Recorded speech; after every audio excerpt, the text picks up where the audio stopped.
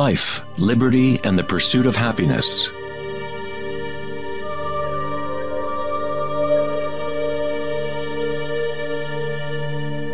We live our lives pursuing happiness out there, as if it is a commodity.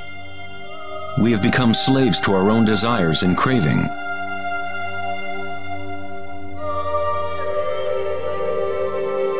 Happiness is not something that can be pursued or purchased like a cheap suit. This is Maya, illusion, the endless play of form. In the Buddhist tradition, samsara, or the endless cycle of suffering, is perpetuated by the craving of pleasure and aversion to pain. Freud referred to this as the pleasure principle.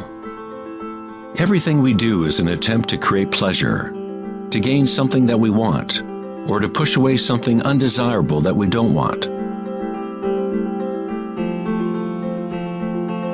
Even a simple organism like the paramecium does this.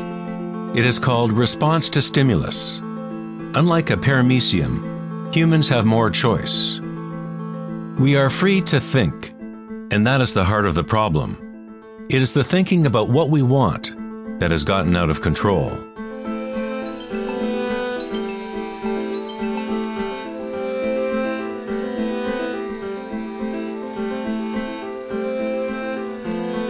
Safety systems armed. 10, 9, 8, 7, 6, 5, 4, 3, 2, 1, 0, and liftoff of Endeavour, going where east and west do meet at the International Space Station. The dilemma of modern society is that we seek to understand the world not in terms of archaic inner consciousness, but by quantifying and qualifying what we perceive to be the external world by using scientific means and thought.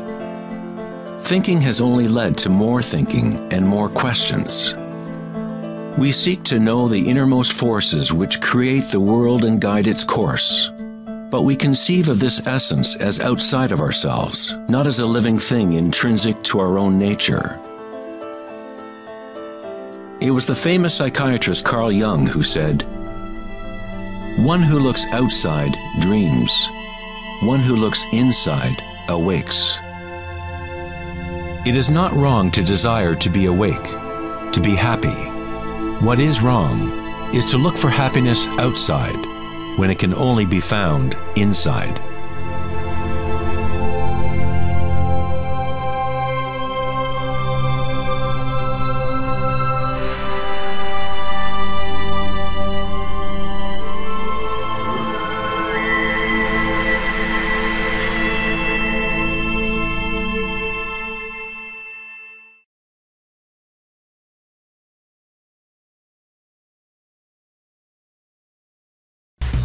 On August 4th, 2010, at the Techonomy Conference in Lake Tahoe, California, Eric Schmidt, CEO of Google, mentioned an astounding statistic. Every 2 days now, we create as much information as we did from the dawn of civilization up until 2003, according to Schmidt. That's something like 5 exabytes of data. Never in human history has there been so much thinking, and never has there been so much turmoil on the planet. Could it be that every time we think of a solution to one problem, we create 2 more problems? What good is all this thinking if it doesn't lead to greater happiness? Are we happier, more equanimous, more joyful as a result of all this thinking? Or does it isolate us, disconnect us from a deeper and more meaningful experience of life?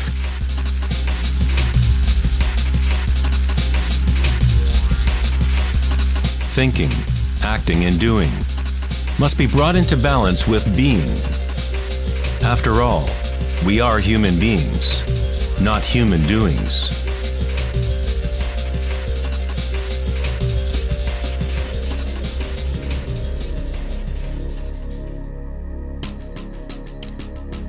We want change, and we want stability at the same time. Our hearts have become disconnected from the spiral of life. the law of change, as our thinking minds drive us towards stability, security, and pacification of the senses. With a morbid fascination, we watch killings, tsunamis, earthquakes, and wars. We constantly try to occupy our mind, fill it with information. TV shows streaming from every conceivable device, games and puzzles, text messaging, and every possible trivial thing. We let ourselves become mesmerized with the endless stream of new images, new information, new ways to tantalize and pacify the senses. At times of quiet inner reflection, our hearts may tell us that there is more to life than our present reality, that we live in a world of hungry ghosts, endlessly craving, and never satisfied.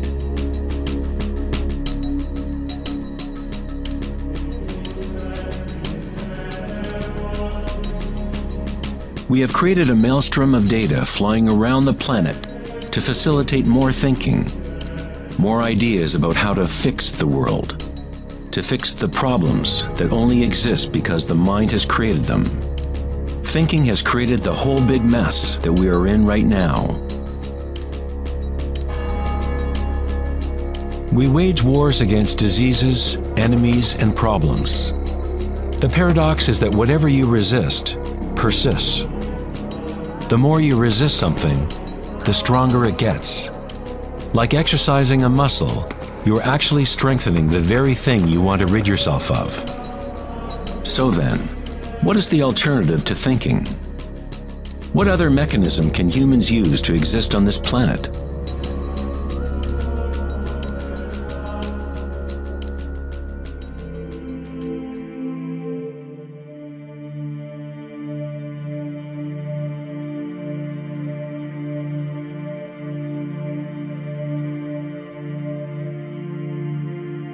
While Western culture in recent centuries has focused on exploring the physical by using thought and analysis, other ancient cultures have developed equally sophisticated technologies for exploring inner space. It is the loss of the connection to our inner worlds that has created imbalance on our planet. The ancient tenet, know thyself, has been replaced with a desire to know and experience the outer world of form. Answering the question, who am I, is not simply a matter of describing what is on your business card.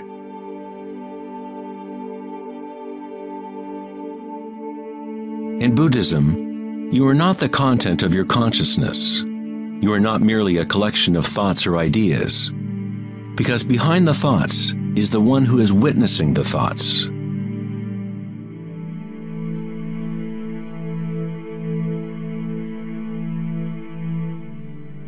The imperative know thyself is a Zen koan, an unanswerable riddle.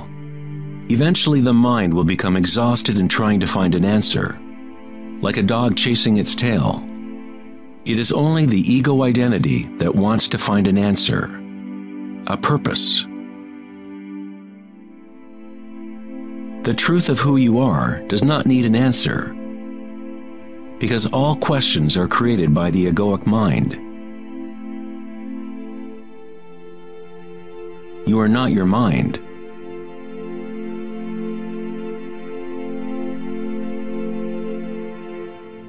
The truth lies not in more answers, but in less questions.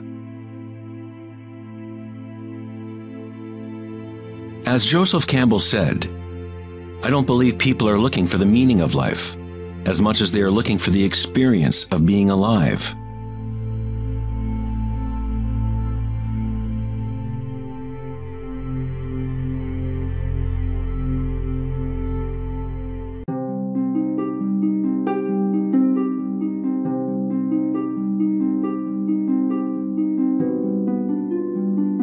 When the Buddha was asked, "What are you?" he said simply, "I am awake."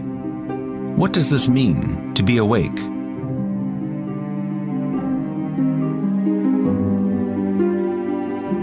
The Buddha does not say exactly, because the flowering of each individual life is different. But he does say one thing. It is the end of suffering. Every major religious tradition has a name for the state of being awake: heaven, nirvana, or moksha. A quiet mind is all you need to realize the nature of the stream. All else will happen once your mind is quiet. In that stillness, inner energies wake up and work without effort on your part. As the Taoists say, Qi follows consciousness. By being still, one begins to hear the wisdom of the plants and animals, the quiet whispers in dreams, and one learns the subtle mechanism by which those dreams come into material form. In the Tao Te Ching, this kind of living is called Wei Wu Wei. Doing, not doing. The Buddha spoke of the middle way as the path that leads to enlightenment. Aristotle described the golden mean, the middle between two extremes, as the path of beauty. Not too much effort, but not too little either. Yin and yang in perfect balance.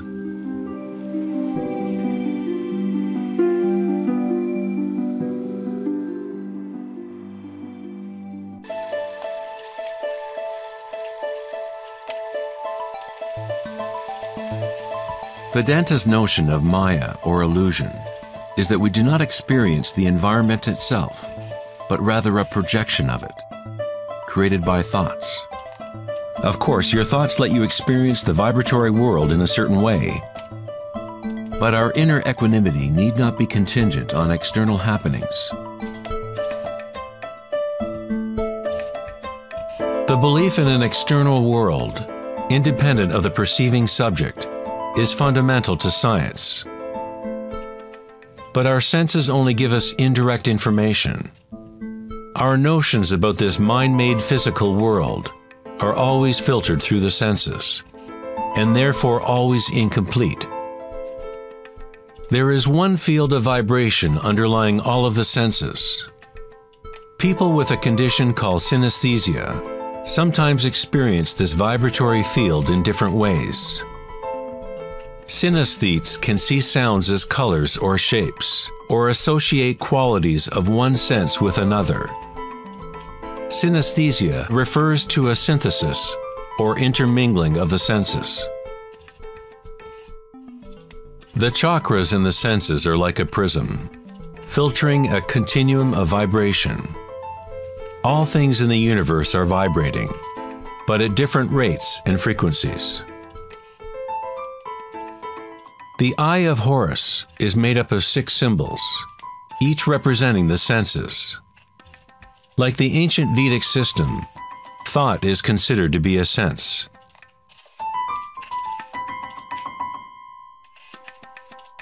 Thoughts are received simultaneously as sensations are experienced on the body. They arise from the same vibratory source. Thinking is simply a tool, one of 6 senses. But we have elevated it to such a high status that we identify ourselves with our thoughts.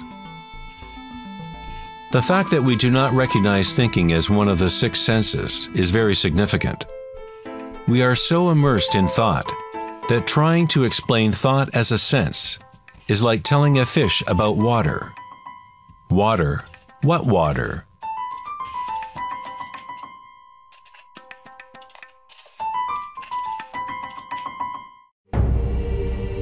In the Upanishads, it is said, "Not that which the eye can see, but that whereby the eye can see. Know that to be Brahman, the eternal, and not what people here adore. Not that which the ear can hear, but that whereby the ear can hear. Know that to be Brahman, the eternal, and not what people here adore. Not that which speech can illuminate, but that by which speech can be illuminated. Know that to be Brahman, the eternal, and not what people here adore.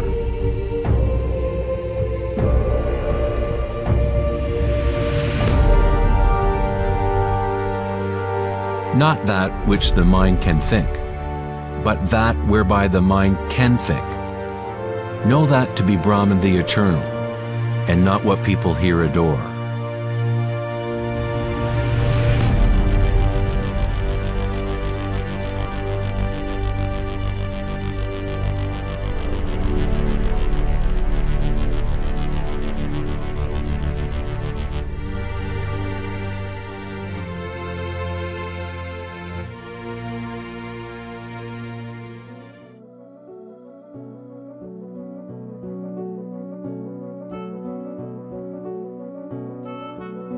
In the last decade, great advances have taken place in the area of brain research.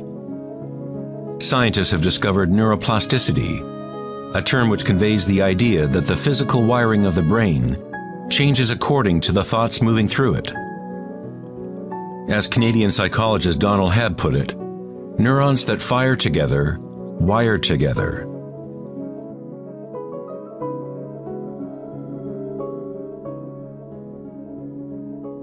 Neurons wire together most when a person is in a state of sustained attention.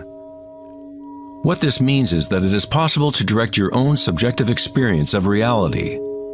Literally, if your thoughts are ones of fear, worry, anxiety, and negativity, then you grow the wiring for more of those thoughts to flourish.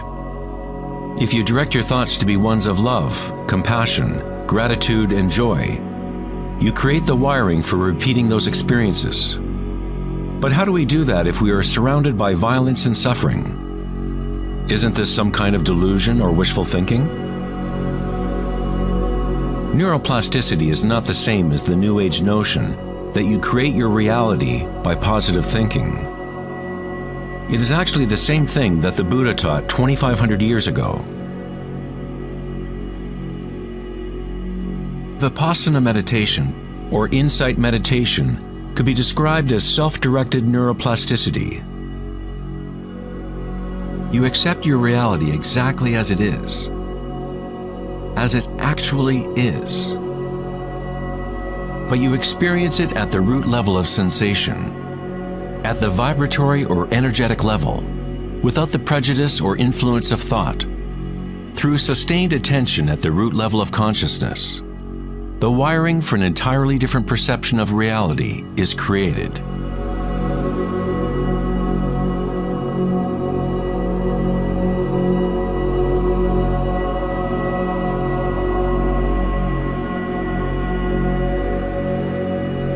We have got it backwards most of the time. We constantly let ideas about the outer world shape our neural networks.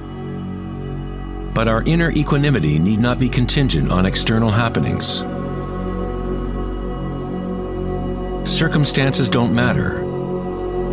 Only my state of consciousness matters.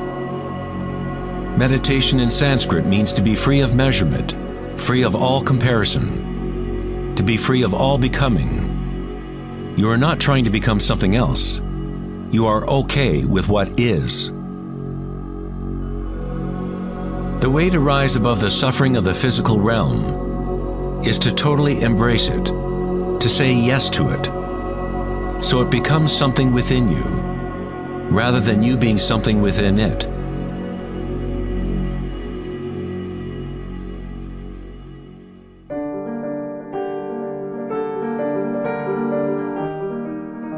How does one live in such a way that consciousness is no longer in conflict with its content? How does one empty the heart of petty ambitions? There must be a total revolution in consciousness, a radical shift in orientation from the outer world to the inner. It is not a revolution brought about by will or effort alone, but also by surrender, acceptance of reality as it is.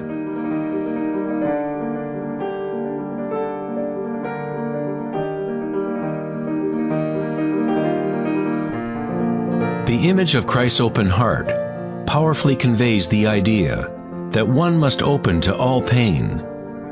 One must accept all if one is to remain open to the evolutionary source. This doesn't mean you become a masochist. You don't look for pain. But when pain comes, which it inevitably does, you simply accept reality as it is, instead of craving some other reality. The Hawaiians have long believed that it is through the heart that we learn truth. The heart has its own intelligence, as distinctly as the brain does. The Egyptians believed that the heart, not the brain, was the source of human wisdom. The heart was considered the center of the soul and the personality. It was through the heart that the divine spoke, giving ancient Egyptians knowledge of their true path. This papyrus depicts the weighing of the heart. It was considered a good thing to go into the afterlife with a light heart. It meant that you had lived well.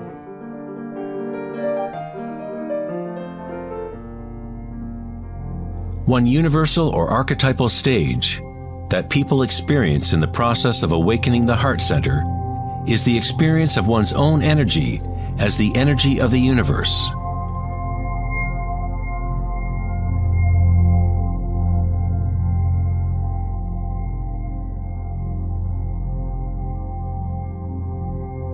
When you allow yourself to feel this love, to be this love, when you connect your inner world with the outer world, then all is one.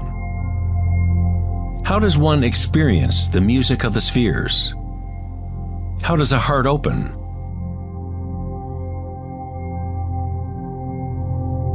Sri Ramana Maharshi said, "God dwells in you, as you, and you don't have to do anything to be God-realized or self-realized. It is already your true and natural state. Just drop all seeking, turn your attention inward, and sacrifice your mind to the one self, radiating in the heart of your very being. For this to be your own presently lived experience, self-inquiry is the one direct and immediate way.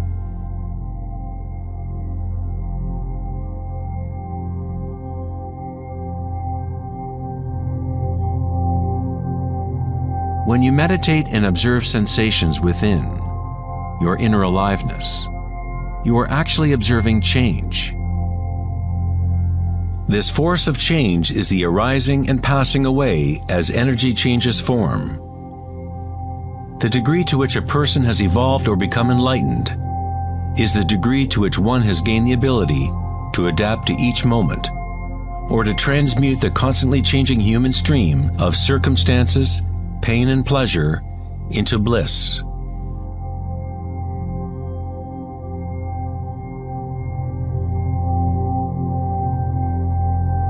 Leo Tolstoy, author of War and Peace, said, "Everyone thinks of changing the world, but no one thinks of changing him or herself."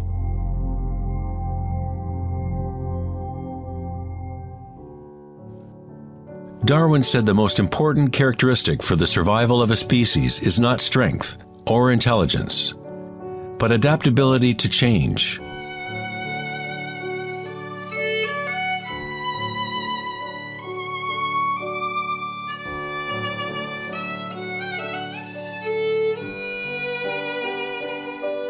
One must become adept at adapting. This is the Buddhist teaching of anicca. Everything is arising and passing away, changing, constantly changing. Suffering exists only because we become attached to a particular form.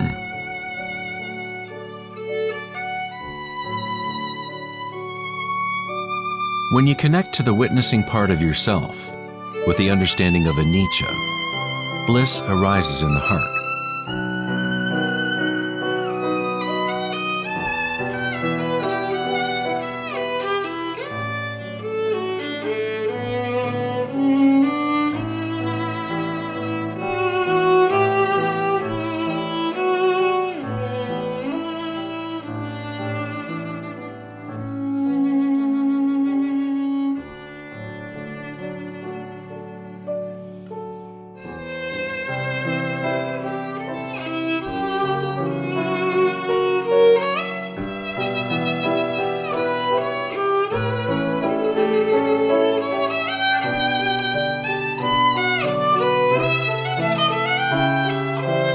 Saints, sages, and yogis throughout history unanimously describe one sacred union that occurs in the heart. Whether it is the writings of St. John of the Cross, Rumi's poetry, or the tantric teachings of India, all of these different teachings try to express the subtle mystery of the heart. In the heart is the union of Shiva and Shakti, masculine penetration into the spiral of life, and feminine surrender to change, witnessing and unconditional acceptance of all that is. In order to open your heart, you must open yourself to change. To live in the seemingly solid world, dance with it, engage with it, live fully, love fully, but yet know that it is impermanent, and that ultimately all forms dissolve and change. Bliss is the energy that responds to stillness. It comes from emptying consciousness of all content. The content of this bliss energy born of stillness is consciousness, a new consciousness of the heart, a consciousness that is connected to all that is.